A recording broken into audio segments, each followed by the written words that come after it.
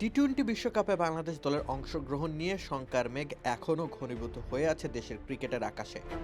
আর সেই শঙ্কাকে তাচ্ছিল্যের সুরে অবজ্ঞা করে যাচ্ছে ভারতীয় কিংবদন্তি সাবেক ক্রিকেটাররা। কারণটা খুবই স্পষ্ট, ওয়ানডে ফরম্যাটে বাংলাদেশ দল যতটা থ্রেট ক্রিয়েট করতে সক্ষম তার সিকিভাগও তারা করে দেখাতে পারেনি টি-20 ফরম্যাটের বৈশ্বিক আসরগুলোতে।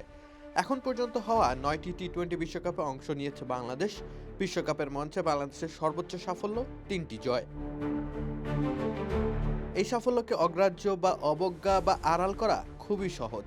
বাংলাদেশ দল নিজেদের জন্য সমীহ সৃষ্টি করতে পারেনি প্রতিপক্ষের মনে।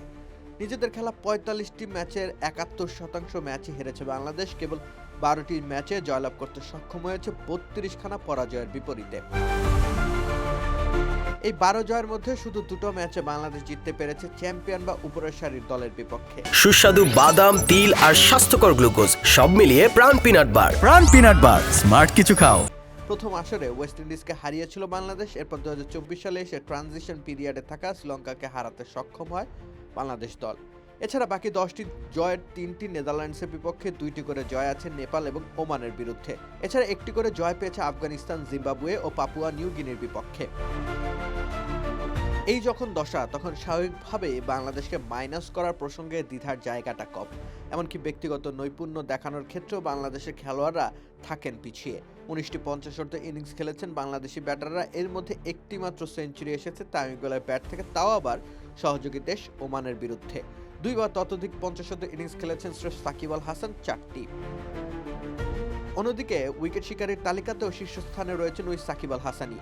50টি উইকেট রয়েছে তার ঝুলিতে। অন্যদিকে ফাইফারের দেখা পেয়েছেন একমাত্র মুস্তাফিজুর রহমান। সাকিবের অবশ্য একাধিক 4 উইকেট নেওয়ার দৃষ্টান্ত রয়েছে। তবুও বড় বড় দলগুলোর তুলনায় এমন ব্যক্তিগত পারফরমেন্স পার্থক্য সৃষ্টিতে খুব একটা প্রভাব ফেলতে পারে না। তাই তো কোনো রকম দ্বিধা ছাড়াই ভারতের সাবেক খেলোয়াড়রা হুঙ্কার ছেড়ে বাংলাদেশকে বাদ দেওয়ার কথা বলে দেয়। যদি শেষ অবধি বাংলাদেশ দল বিশ্বকাপ খেলতে পৌঁছায়, তবে এ দফা খেলোয়াড়দের দাঁত ভাঙা জবাব দেওয়া অত্যন্ত গুরুত্বপূর্ণ। নতুবা সহজেই মাইনাস করার মানসিক বলয়ে রয়ে যাবে বাংলাদেশ। রাকিব হোসেন রুম্মান, খেলা 71।